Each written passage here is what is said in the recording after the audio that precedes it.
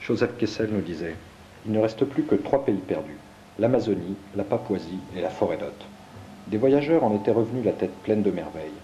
Certaines tentatives de pionniers avortèrent d'ailleurs en pleine brousse.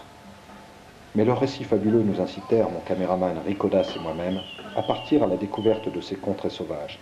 Un négociant, allant ravitailler les derniers comptoirs civilisés, nous prit en stop jusqu'à l'entrée d'Aix-en-Othe, dernier poste important avant la jungle. Au sud de l'Aube vivent des indigènes, les plus purs et les plus fiers qui puissent exister. Leur visage est de la couleur des briques, leur regard perdu surgit du fond des temps. Cela nous rappelle les processions à la Sierre Basse, village perdu dans l'altiplano colombien. Même gravité et même calme. On ne parle pas, on marche.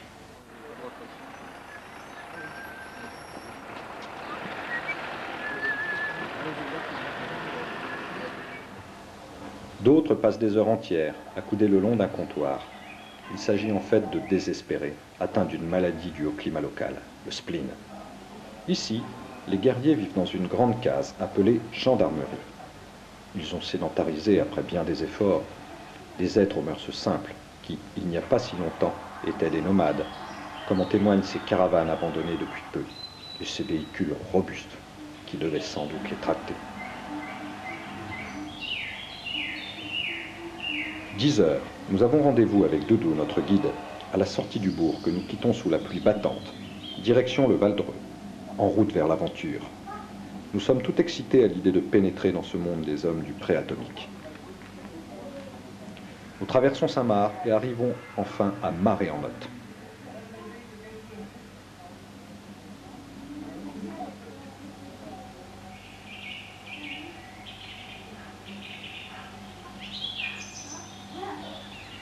Les habitants, peu nombreux, ne cherchent pas à entrer en contact avec nous. Quel mystère, quel calme. La voiture ne voudra pas aller plus loin, au grand désespoir de Doudou. Il a tenu le coup pendant une dizaine d'années et là, mon père roulait avec, mon grand-père roulait avec. Et voilà, une petite aventure dans le pays d'Hôte. Nous décidons donc de terminer la route à pied, munis de cartes d'état-major et de quelques vivres. La région est une sorte de toundra semée de touffes de jungle. C'est le bout du monde, ça ne mène nulle part.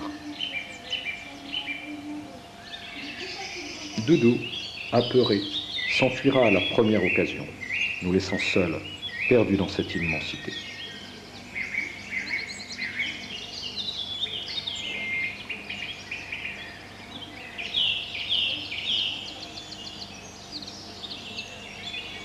À l'aide d'une carte locale, je finis par me repérer.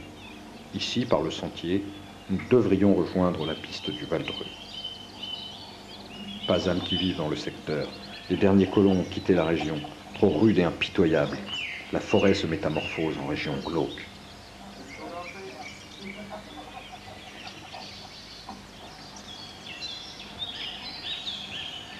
La fatigue commence à se faire sentir. Parfois, c'est l'émouvant spectacle d'un château d'eau, piqué dans les colzas comme une tour génoise.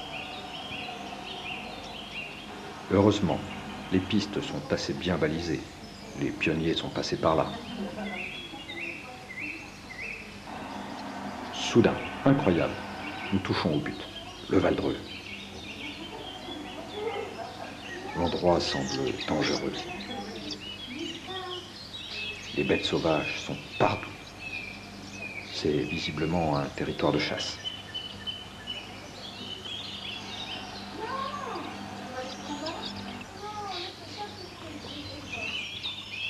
Une femme s'affaire et prépare le gibier qu'elle mangera avec sa tribu. Nous l'observons de loin. Les étrangers comme nous ont bien du mal à assister à ce rituel. Mais mieux vaut ne pas moisir. Aussi décidons-nous de quitter discrètement le secteur. Harassés, nous atteignons finalement un village où nous décidons d'attendre le bus. Hélas, il ne passe que 2 fois par mois. Pas une âme. Seul un bruit furtif rompt parfois le silence. Nous l'identifions après quelques recherches. C'est le cri d'un chien, l'aboiement comme on l'appelle ici. Il me faut donc téléphoner pour qu'on vienne nous chercher.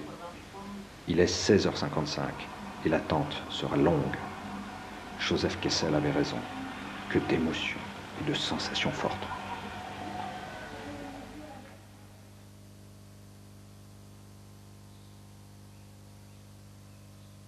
Et ça va passer à la télé? Non, non. Non, non.